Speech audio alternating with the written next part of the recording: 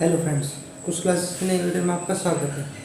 आज हम अपनी क्लास 10 की फिजिक्स में एक नया टॉपिक स्टार्ट कर रहे हैं। हमने पिछले वीडियो में पढ़ा था कि गोलीय दर्पण क्या होते हैं, और गोलीय दर्पण में हमने जो उसके मुख्य बिंदु होते हैं, इंपॉर्टेंट पॉइंट्स, वो हमने डिस्कस कर लिए थे। आज हम देखेंगे जो हमारे गोलीय दर्पण थे यानी कि स्फेरिकल मिरर, उनसे हमारी इमेज प्रतिबिंब कैसे बनती है। आज हम इस पर डिस्कस करेंगे और एक छोटा सा रिलेशन पढ़ेंगे जो इम्पोर्टेंट है कि वो रिलेशन क्या है। चलिए शुरुआत करते हैं वीडियो की।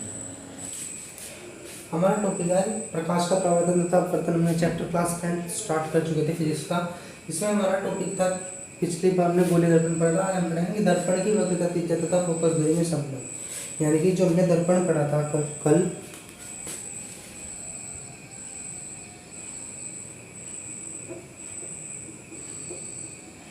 ये हमारा कौन सा दर्पण था? अवतल दर्पण। क्योंकि इसमें हमारा जो परावर्तक तल है वो अंदर की ओर है, ये वाला बाहरी तल है जिस पर हमने पारे की कलाई का पेंट किया हुआ है। ठीक, ये इसका ध्रुव P था, ये वक्रता, इसका सेंटर केंद्र C है, वक्रता C केंद्र, सेंटर ऑफ कर्वेचर।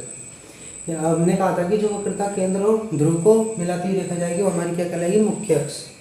ठीक, इसमें हमने बात की थी कि जो मुख्य अक्ष के समांतर रेखा आएगी, किरण आएगी, वो परावर्तन के पश्चात हमारे जिस बिंदु से जाती है उसे हम फोकस कहते हैं, F। ठीक, तो हम बात कर रहे हैं यहाँ पर फोकस लेंथ और रेडियस ऑफ कर्वेचर की। रेडियस ऑफ कर्वेचर का हमने सेंटर और ध्रुव के बीच की distance, radius of curvature R, और फोकस लेंथ की बात की थी हमने पोल और फोकस के बीच की डिस्टेंस यानी कि स्मॉल f।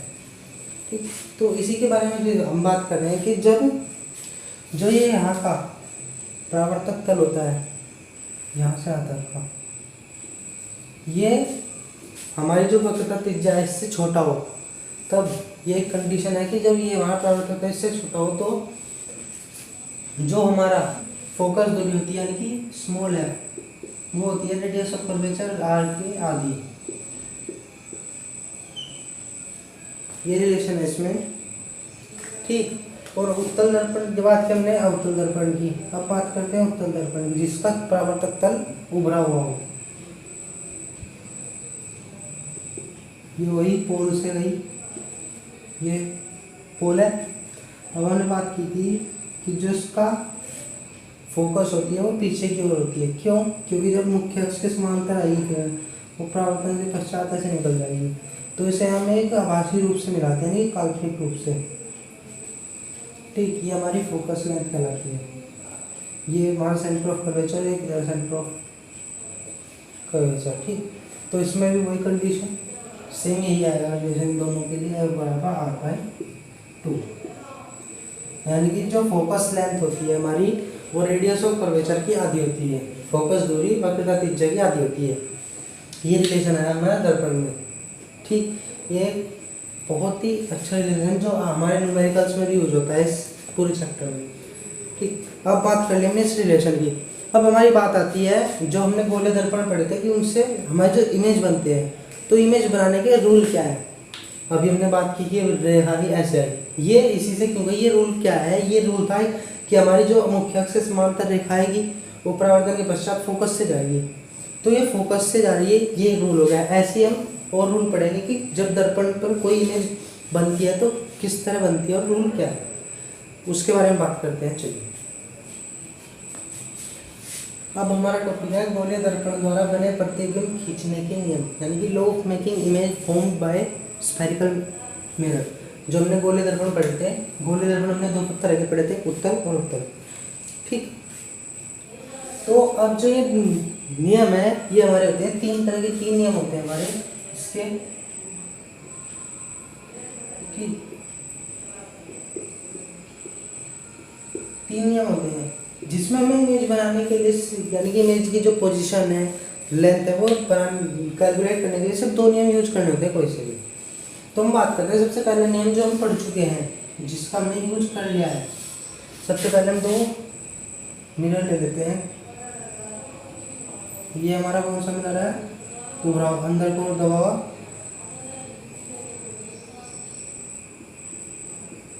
ये हमारा है अवतल, ये हमारा उत्तल।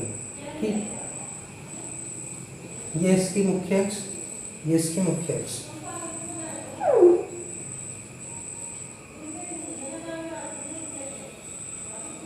ये पोल, ये पोल। ठीक, सबसे पहले इसमें जो हमें एम का पता होता है वो लिख लेते हैं। ये सेंटर है, ठीक, इधर भी सेंटर है, ये सेंटर है, ये सेंटर है। ठीक, ये फोकस ले लिया हमने इसका एफ, ये इसका फोकस ले लिया एफ। ठीक है, ये हमने इतनी चीज ले ली है। तो सबसे पहला नियम कहता है हमारा कि जो भी रेखा आती है मुख्य अक्ष के समांतर आती है, जो हम पढ़ चुके हैं कि जो रेखा मुख्य अक्ष के समांतर आती है किसी दर्पण पर, वो परावर्तन के पश्चात जो ये हमारा मुख्य फोकस रहता है इसी से ही गुजरती है। ये हमारा पहला नियम है जो हमने पीछे यूज किया है। ठीक, देखते हैं इसकी क्या है। दर्पण के मुख्य अक्ष के समांतर चलने वाली किरण परावर्तन के पश्चात मुख्य फोकस में से या तो होकर या मुख्य फोकस से आती हुई प्रतीत होती है। ठीक, अब यहाँ पर दो वर्ड देखे हमने कि या तो होकर या आती हुई प्रतीत होती है। तो यहाँ पर हमने दोनों लेंस की बात की, दर्पण की बात की, सॉरी। ये हमारा अवतल है, ये हमारा उत्तल है। ठीक है, अब इसे इन्होंने कहा या तो होकर, तो जो हमारी ये समांतर रेखा आती है अवतल में तो होकर जाती है, ये हमने बात कर ली है, आई हुई गई। लेकिन जब उत्तर में बात करते हैं हम, तो ये जब हम रिफ्लेक्टेड होती है तो इसे हम पीछे इमेजिनरी रूप से लगाते हैं, तो ये हमें आती हुई प्रतीत होती है, ये आती हुई प्रतीत होती है। क्लियर? तो ये था हमारा पहला नियम कि जो मुख्य अक्ष के समांतर हमारी किरण चलती है या आती है वो विमुख परावर्तन के पश्चात फोकस से होकर या फोकस से आती हुई प्रतीत होती है। ये रहा हमारा पहला नियम। अब बात करते हैं हम दूसरे नियम की कि हमारा दूसरा नियम क्या है।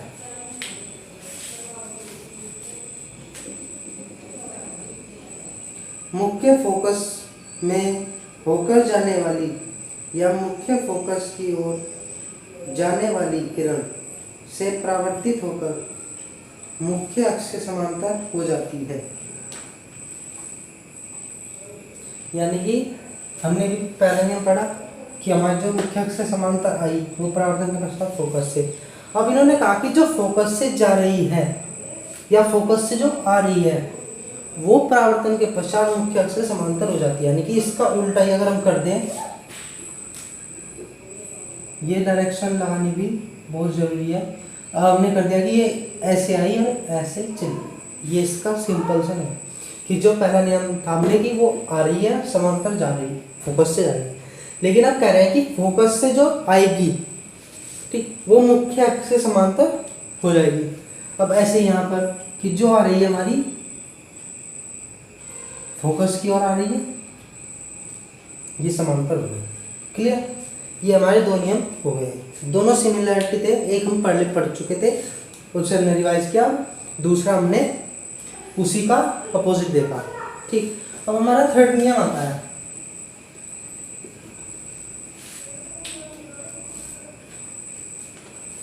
वक्रता केंद्र में से होकर जाने वाली या वक्रता केंद्र की ओर जाने वाली किरण परावर्तन के पश्चात अपने ही मार्ग में वापस लौट आती है।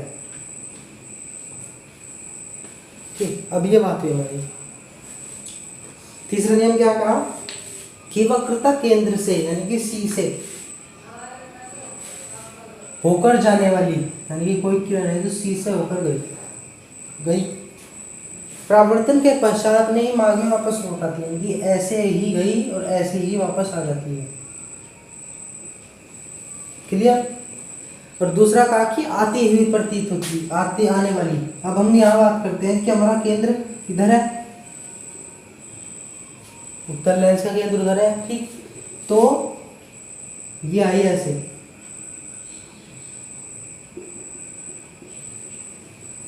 केंद्र से मिली, यहीं पर आई, यहीं से वापस। ये बात हुई हमारे तीसरे नियम की, यानी कि जो वक्रता केंद्र से होकर आती है और परावर्तन के पश्चात उसी मार्ग में लौट जाती है। ये बात हो गई हमारी गोलीय दर्पण द्वारा बने प्रतिबिंब खींचने के नियम। ठीक, आज पढ़ लिया हमने कि नियम कैसे हैं। अगली वीडियो में पढ़ेंगे गोलीय दर्पण, हमारा जो उत्तल और अवतल दर्पण है, इनसे प्रतिबिंब कैसे बनते हैं, इन तीनों नियम का यूज करना। ठीक, कोई भी डाउट हो आज की वीडियो में कमेंट करें, लाइक करें, शेयर करें, अपने ज़्यादा से ज़्यादा दोस्तों को शेयर करें। आपको आप सभी चैप्टरों की वीडियो जल्दी ही मिलेगी। ठीक, सब्सक्राइब करना मत भूलना। थैंक्स फॉर वॉचिंग, धन्यवाद।